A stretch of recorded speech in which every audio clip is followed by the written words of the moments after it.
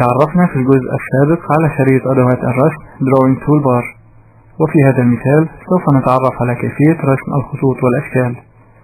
فنختار الشكل الذي نريد رسمه من شريط الأدوات.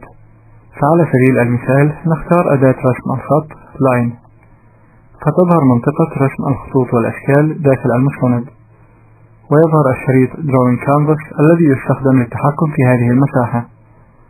فنضغط بالمؤشر داخل الصفحة مع السحب إلى الموضع الذي نريده، ثم نضغط بالمؤشر مرة أخرى فيتم رسم الخط. وباستخدام الأداة Select Objects سوف يمكننا اختيار الشكل وتحريكه، وكذلك عمل التعديلات على الأشكال.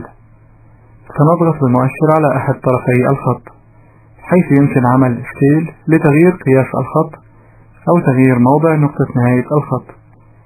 وبنفس الطريقة يمكننا تكوين الأسهم، فنختار الأداة Arrow ونضغط بالمؤشر مع السحب لرسم السهم، وبالضغط على مفتاح Rectangle والضغط مع سحب المؤشر داخل الصفحة سوف يتم رسم الشكل المستطيل.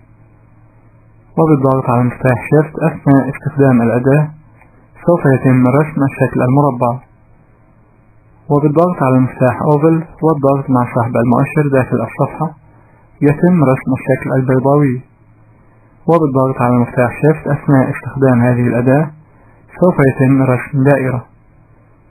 ولإجراء أي تعديل على أي من هذه الأشكال لا بد من اختياره أولا، فنضغط بالمؤشر باستخدام الأداة Select Objects على العنصر الذي نريده.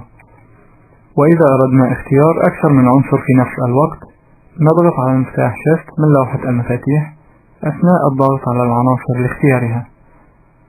والآن نختار الدائرة والمستطيل، ثم نضغط على الرمز Fill Color ونختار اللون الأصفر، ومن Line Color نختار اللون الأزرق، ثم نضغط على الرمز Line Style ونختار أحد هذه النماذج، ونضغط على Dash Style ونختار أحد النماذج.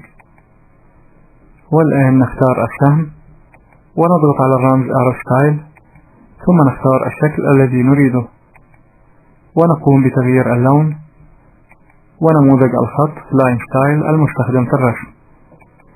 ويحتوي الشريط Drawing Canvas على عدة مفاتيح، فبالضغط على مفتاح Fit يتم تصغير الشكل لكي يحتوي الأشكال والخطوط الموجودة بداخله تماما. وبالضغط على مفتاح Expand يتم تكبير هذه المساحة بالتساوي من جميع الجهات.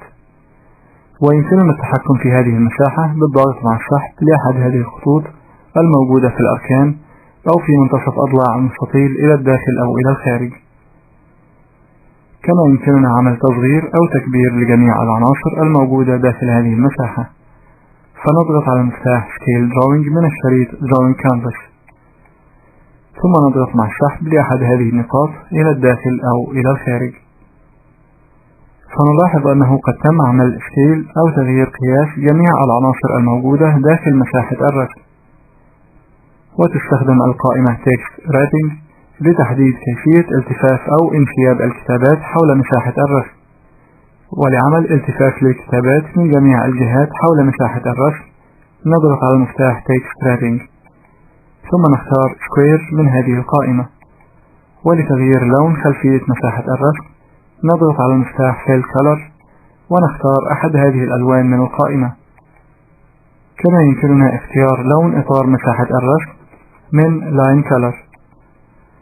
ولتحريك مساحة الرسم بما تحتويه من عناصر نضغط مع السحب لهذه المساحة إلى الموضع الذي نريده داخل المستند.